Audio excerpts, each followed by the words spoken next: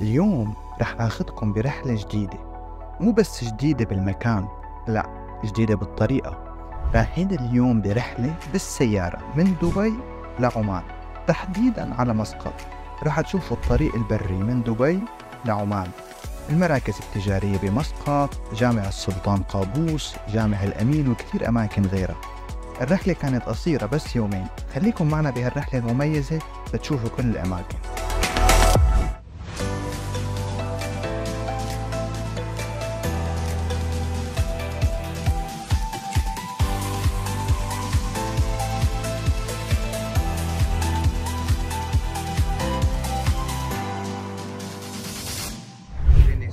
تباله ابو الهيم يطلع على عمان، ضب اغراضك يا ابو السيف مشي وعلى طريق عمان. هلا احنا على الطريق ما زلنا والجوجل شغال بالباك جراوند.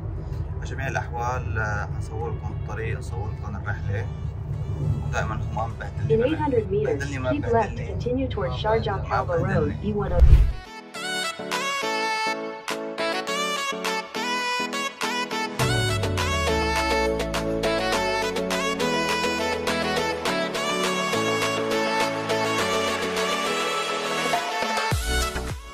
هلا بلشنا هيك نطلع على منطقة الجبال اللي هي جبال الفجيرة، ومن بعدها حنروح على الحدود تبع عمان. بالنزلة حبيت صور لكم هاي الشغلة. على طرف الطريق اليمين جايبين هدول الخطوط الملونة، في هيك مثل طلعة هيك عالية. هاي الطلعة هي إذا حدا لا سمح الله خربوا فراماته فبيطلع بهالطلعة بيقوم يوقف، يعني بحكم إنه على طلعة جبل. الطلعات في منها كثير على الطرقات الجبلية، مثل ما شايفين هون كمان في وحدة تانية اللي على اليمين. طبعا هاي الطرقات كتير مفيدة. في سبب وجيه لوجود هالقصة، انه بالنزلة ما عندهم خبرة بالسواقة، فهو نازل بضل بيكبس فرام، فبضل بيكبس فرام فالفرام ما عاد يستجيب. فلازم اي حدا نازل بنزلة جبل يستخدم الجير لينزل عليه، وما ينزل على الفرام الا بالحالات الطارئة، يعني اذا بده يهدي بشكل مفاجئ يعني.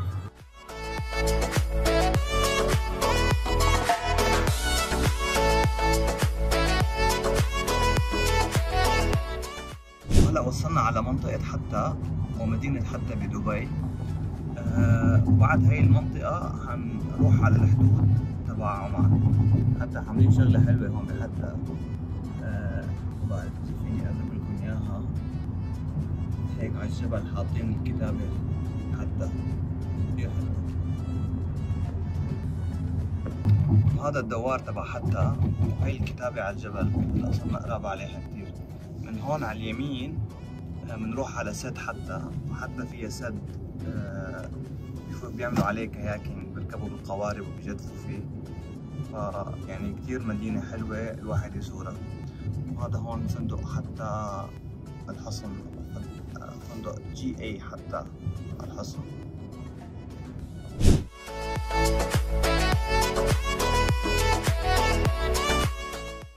خلصنا الحدود، وصلنا على الحدود الساعة تقريبا 6:15. خلصنا على وقت الإفطار. اللي بده يطلع على عمان يطلع ياخذ تأمين للسيارة، يعني أول شيء يعمل تأمين في ماشين للسيارة مشان الواحد يعمل عليها تأمين مشان ما ينتظر. وهلا ماشيين على الهاي واي. الجنسية السوري بده يفوت يعبي ورقة. ايه، بده الجنسية السوري بده يعبي فورم، فياخذ الفورم يعبيه، ويستحب انه يكون معه الواحد قلم. فهلا نحن طالعين على الطريق السريع بس ما في إضاءة، حبيت هيك اعمل لكم فيديو واحكي لكم عن اللي صار معنا. بس ما شاء الله الطريق واسع جدا يعني. وخلصنا، وعلى هذا الطريق ما في عليه محطات بترول فاضي، يعني هيك خبرونا. فقال عبوا بترول، عبوا بنزين يعني اول ما تطلعوا، فعبينا. وهلا على الطريق ان شاء الله، يعني ما في اي شيء معالم او شيء طبعا لانه بالليل. فان شاء الله بس لنوصل على مكان حاعمل فيديو ثاني. وعلى الشارع قالوا لنا ما في محطات بنزين، وهي محطة شوفوا مقبرة.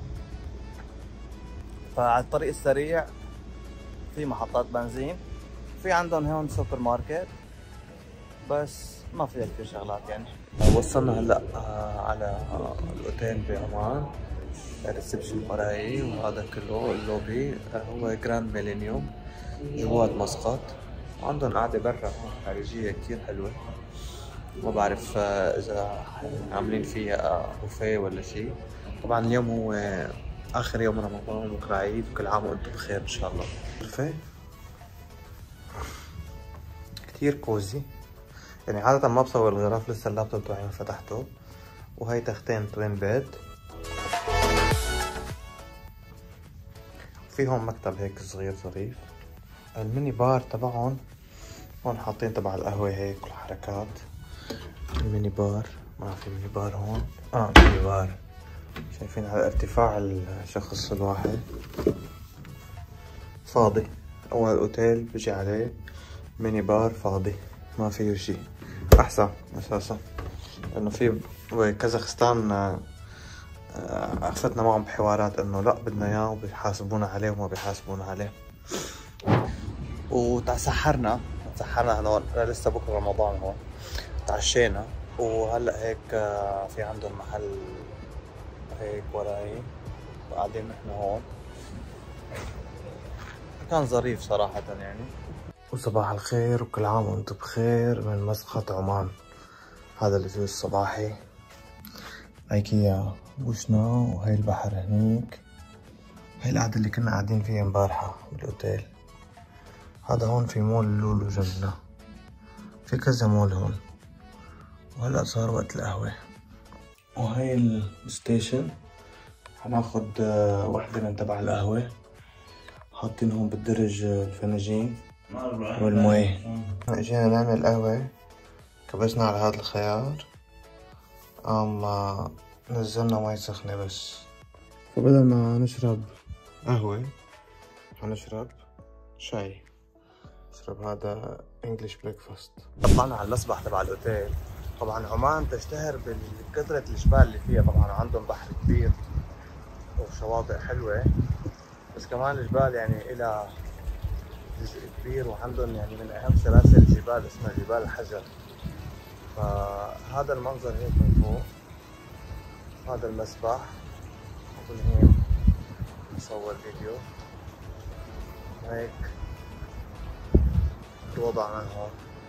حنسبح لنا شوي بعدين نروح نكتشف المدينة ونشوف شو فيها.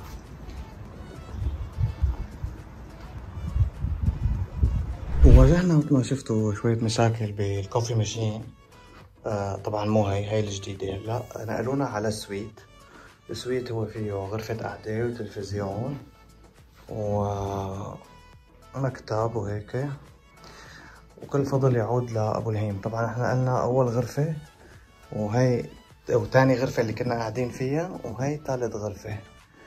هي كينج سايد بيد، وهون على اليسار الحمام والبانيو والقصص هي. وهذا الحمام تبع السويت،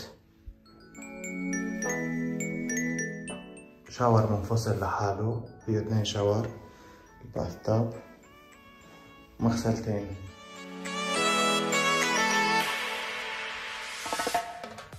طبعا الإطلالة نفس هذيك الإطلالة، يعني من نفس الجهة، إطلالة على المول والقعدة اللي تحت. وهي البحر وهي الجبل.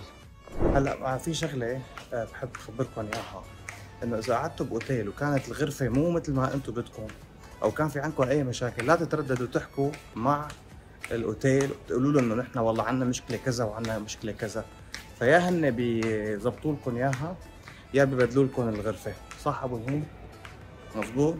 أبو الهيم ما قصر، هو اللي استلم الموضوع وخلصه. هي المغامرة برعاية سفرني.